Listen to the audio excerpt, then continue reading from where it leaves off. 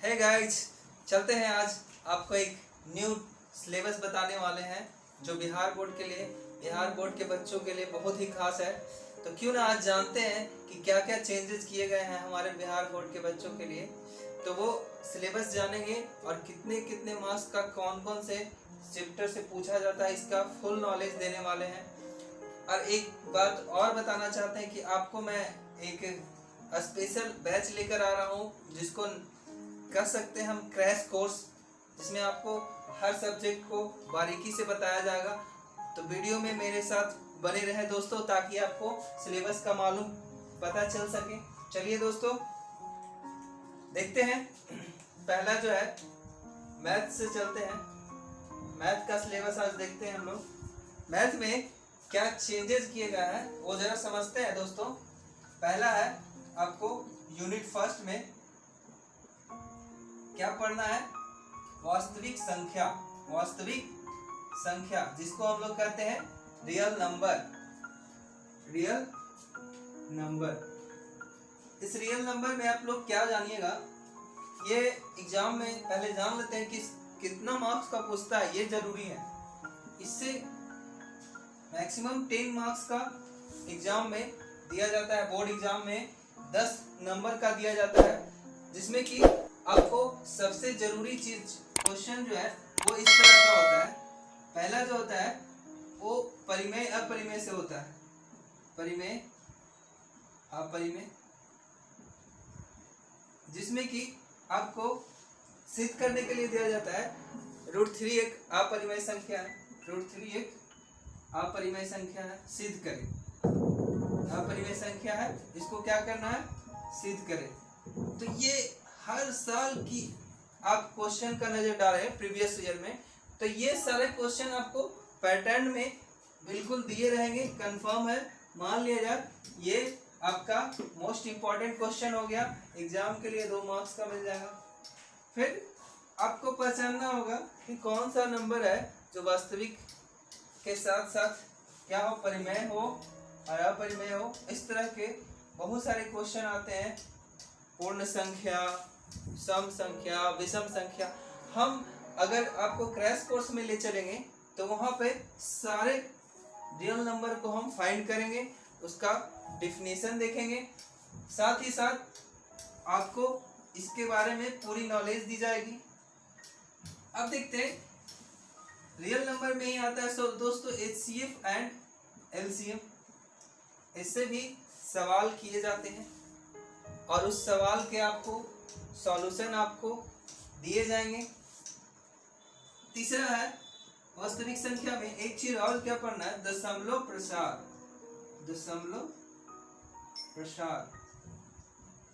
शांत और अशांत। तो ये तीनों पार्ट से लगभग 10 नंबर का एग्जाम में क्वेश्चन कैरी होता है। तो अगर हम बेहतर ढंग से यहाँ पढ़ें तो बिल्कुल हमारे सारे मार्क्स ऑब्टेन अच्छे से हो पाएंगे, ताकि हम एग्जाम में कम से कम 80 से 90% तो आसानी से ले आएंगे।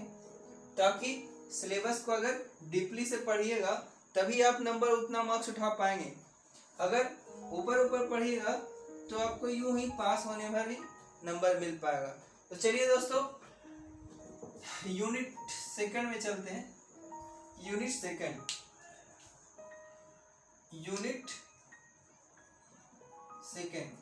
इसका सिलेबस देखते हैं। इसमें आपको कुल मिला के 20 मार्क्स का देता है दोस्तों।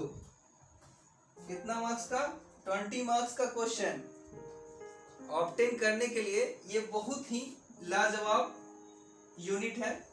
मार्क्स उठाने का सबसे बेहतर तरीका जो कि यूनिट सेकंड में आता है बीज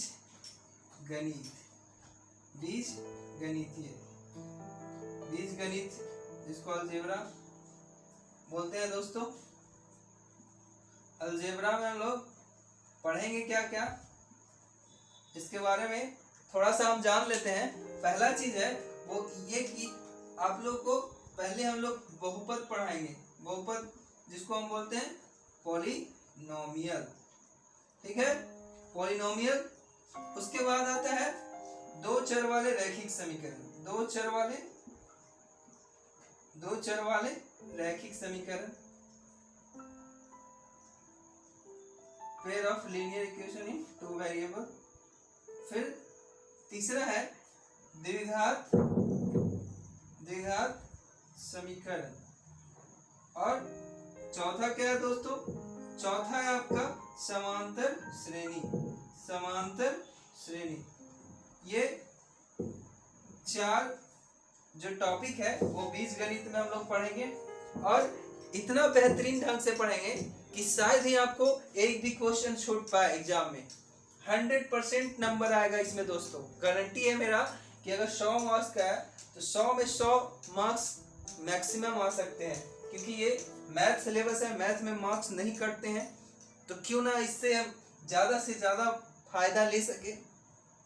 सिलेबस में और क्या क्या किया है आप लोग को मालूम है कि 60 क्वेश्चन ऑब्जेक्टिव रहते हैं, जिसमें से आपको 50 ही कवर करने होते हैं, मतलब बनाने हैं। कितने क्वेश्चन दोस्तों? 50 मार्क्स का। कितने मार्क्स का बनाना है? 50। ये नहीं कि आप 60 का 60 बना दो, तो होगा क्या कि ऊपर से 1 2 3 डॉट डॉट डॉट 50 तक ही आपका काउंट किया जाएगा, और जिसमें से जो गलती है जो सही है उसी से नंबर जुड़ेगा। अगर आप छाट कर बनाते हो 60 में से 50, तो आपको 50 में सही 50 सही हो गए तो फुल मार्क्स मिल जाएंगे। तो ये बहुत ही इम्पोर्टेंट चीज है समझना। कोई बच्चे जो है वो ये गलती कर देते हैं हर बार, तो ये गलती नहीं करनी है। 60 क्वेश्चन आपका ऑप्शनेबल है, जिसमें से आप 50 ही बनाए तो ज्यादा आपको बेनिफिट होगा। अब देखिए दोस्तों, ये 2 यूनिट तो आप समझ गए होंगे, जिसमें से बहुपद का सवाल होता है, दो चर वाले रैखिक समीकरण से सवाल होते हैं, द्विघात समीकरण से सवाल होते हैं, और समांतर श्रेणी से सवाल होते हैं। अब बात करते हैं यूनिट 3। यूनिट 3 में सवाल किस तरह के होंगे, तो जरा ध्यान दीजिए कि यूनिट 3 में हम लोग पढ़ेंगे कोऑर्डिनेट ज्योमेट्री, जिसको हम नियामक ज्यामिति कहते हैं। नियामक ज्यामिति। ये दोस्तों कोऑर्डिनेट ज्योमेट्री जो होता है वो बहुत ही छोटा टॉपिक है, और इसमें मार्क्स जो है ना वो काफी ज्यादा उठने वाला है। ये नियामक ज्यामिति से 10 मार्क्स का क्वेश्चन देता है दोस्तों, 10 मार्क्स। और है क्या? कुछ नहीं, बस कोऑर्डिनेट ज्योमेट्री जो है वो बहुत ही छोटा टॉपिक है, इससे आप 10 मार्क्स उठा सकते हैं, 10 मार्क्स। और बहुत ही आसानी से आप लोग को मैं सिलेबस में इसको कवर कराऊंगा। इसको बोलते हैं यूनिट 3। यूनिट 3 में आपने नियामक ज्यामिति को कवर करने हैं, और अपने को यूनिट 4 चलते हैं। यूनिट 4 में क्या है, ज्यादा कुछ नहीं, आपको पहले भी प्रीवियस क्वेश्चन दिए होंगे, त्रिकोणमितीय अनुपात,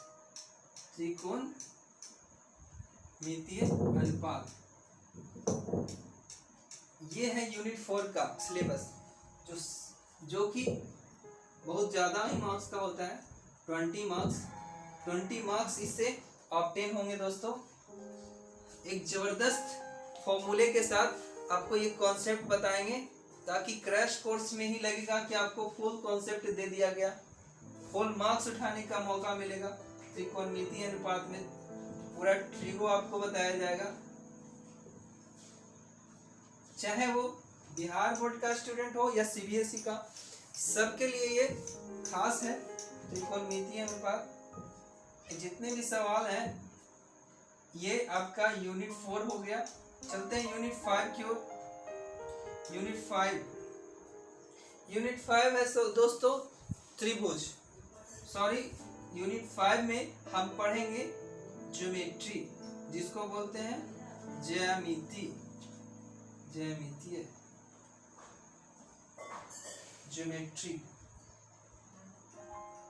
ये इससे दोस्तों 20 मार्क्स का सवाल आते हैं एग्जाम में, और इसमें पढ़ना क्या क्या है थोड़ा सा विस्तार से समझते हैं। ज्यामिति में सबसे पहले तो हम लोग वृत्त पढ़ेंगे। वृत्त वृत्त वृत्त के साथ साथ त्रिभुज, चतुर्भुज, वृत्त के बाद रचना, रचना हो गया, और वृत्त से संबंधित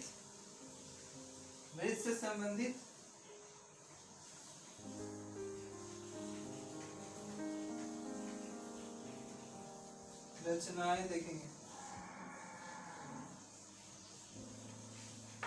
इससे आप कुल मिला के 20 मार्क्स ऑब्टेन करिएगा। तो ये आपका देख लीजिएगा, सिलेबस में कुछ कमी की गई है, उस कमी को आप लोग ध्यान रखिएगा कि हमें जितना बताया जा रहा है सिलेबस उसी को कवर करें, ज़्यादा सोचने की आवश्यकता नहीं है। तो अगला जो है यूनिट 6 देखते हैं। यूनिट 6 में आपको बहुत ही ज़्यादा मार्क्स मिलने वाले हैं यूनिट 6 में, जिसको हम बोलते हैं क्षेत्रमिति।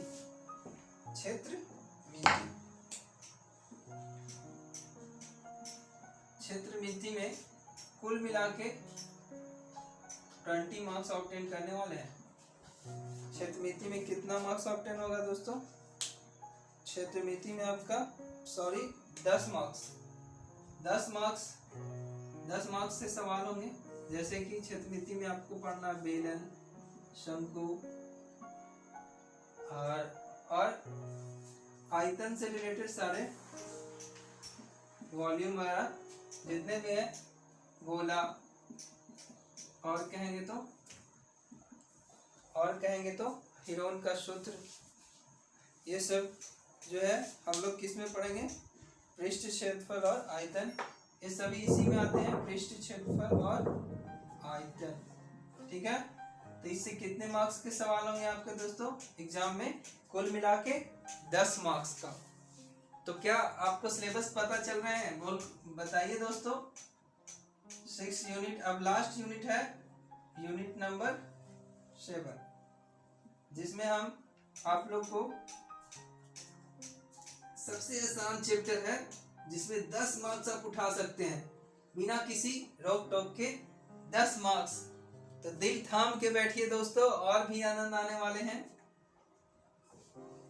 ये 10 मार्क्स का जो सिलेबस है वो जरा जानते हैं क्या है। तो इसमें आप लोग को सांख्यिकी पढ़ना है दोस्तों। सांख्यिकी बहुत ही आसान चैप्टर है, सांख्यिकी। और क्या है? प्रायिकता।